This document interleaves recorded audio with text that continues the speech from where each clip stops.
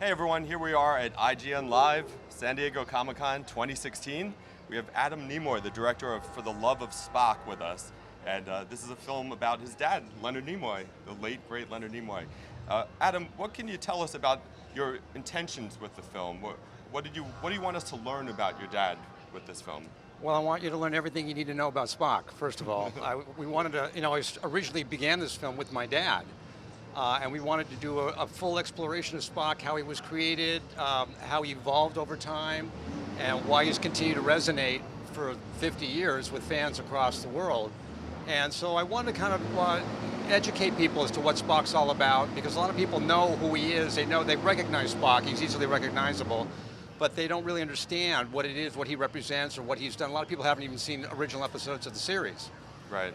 Well, what do you, Spock has become emblematic of Star Trek. Even if people don't know Star Trek, they know Spock, they know the image, everything.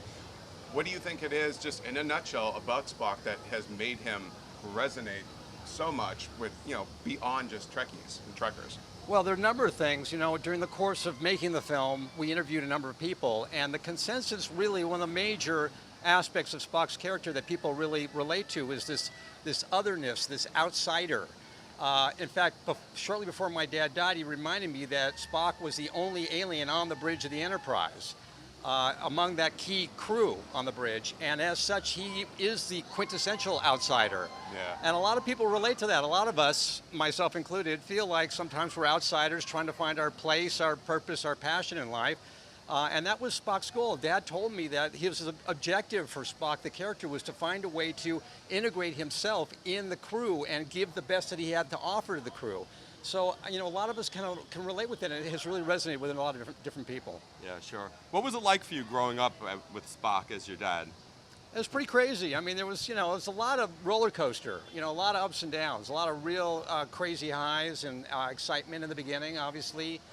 When Star Trek hit, Dad became popular, the fan mail started pouring in. We loved it. The family we were very excited about it. But there's a lot of challenges for being in that kind of a situation.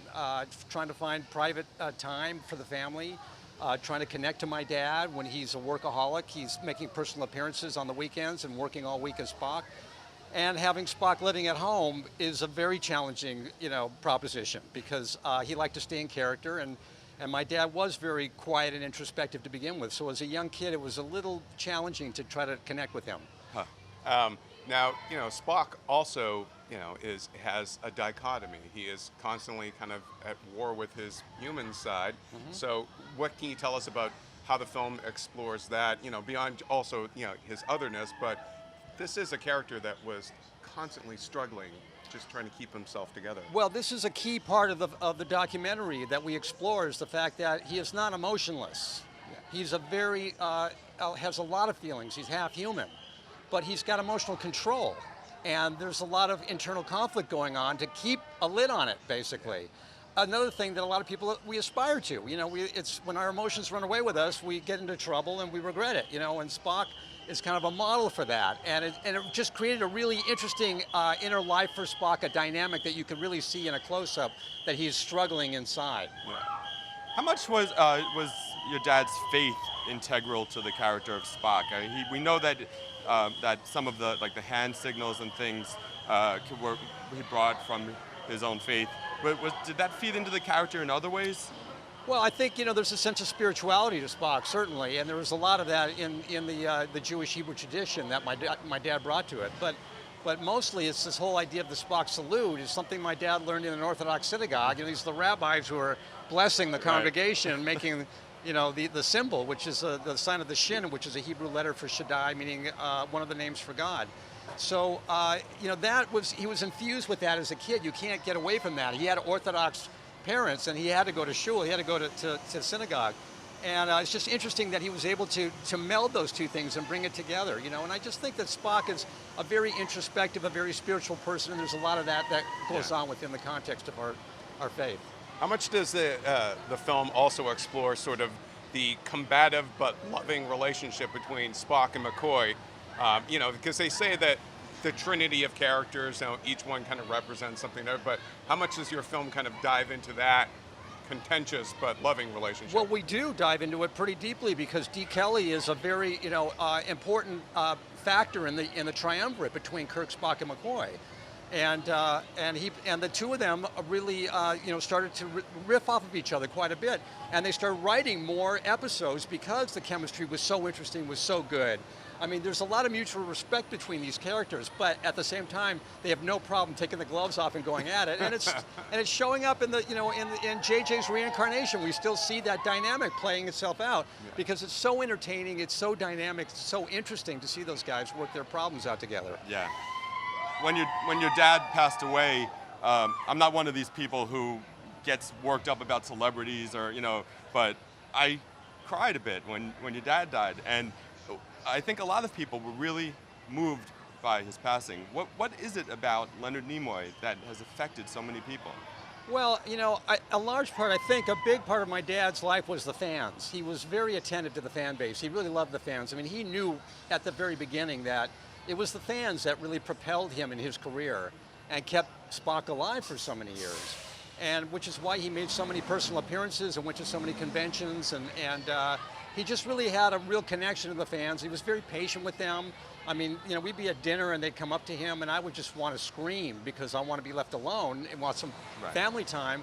But he set boundaries. He was very good about that, but he was a really, he had just a lot of sympathy for them and empathy for them, and very courteous with them, and I think they appreciated that about him. Yeah. Your father did kind of infamously write the book I Am Not Spock, and then I Am Spock. How does your film sort of address him coming to terms with the celebrity of Spock? Well, yeah, the I Am Not Spock is something that he has apologized for ever since that book was published in 1975. The fans were irate. And he said it didn't die down until they finally made the first feature film, because the feeling was that fans wanted more Star Trek, and they felt like the only reason why they weren't getting it is because Leonard Nimoy doesn't want to be Spock anymore, which was not true at all. It was a mistitled book. I think he was, very much reconciled to his love for Spock, frankly, from the very beginning.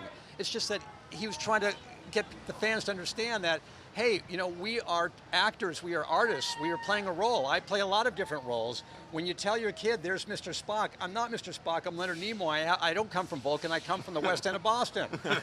It's just a literal understanding of who I am as a person. So, but he's always said that if ever he had a chance to play just one more character again, it would obviously be Spock. Right. And I think what's really interesting about him is that he did manage to avoid the typecasting eventually, because you could wind up just having the George Reeves syndrome where you're just Superman for the rest of your life. But he went on to become a very successful feature filmmaker. Mm-hmm. He was an artist, a photographer. He had all these other pursuits that he succeeded at. Do you delve into that in the film at all? The other arts that I think this is another reason why the fans were so keyed in to my dad as a Renaissance man, as a true artist. As a guy who was always challenging himself. He had a lot of a hunger to express himself artistically in whatever medium he was working in, whether it was as a recording artist, as a photographer, as a director, as an actor, as a producer. I mean, he had a lot of different talents, and we definitely explore that extensively in the film. Awesome. I think we only have time for one more question, but one of the things about Star Trek has been that it is a hopeful message. And does your movie also sort of dive into the overall philosophical message of Star Trek and how Spock is sort of a part of that? Well, we do touch on the fact that a lot of people felt so positive about Star Trek because it's a positive message about the future. It's the 23rd century, and we're all working together from all races and intergalactic personalities for one common cause. So that's the positive message of Star Trek. We're delving into, really the film is more of it's Spock focused, and it's a celebration of the life of Spock and Leonard Nimoy. And it's, really my gift to the fans to help us all mourn together, because this has been, a community process. Everybody is feeling the loss. We're in the post-Leonard world now, and we're still kind of adjusting to it.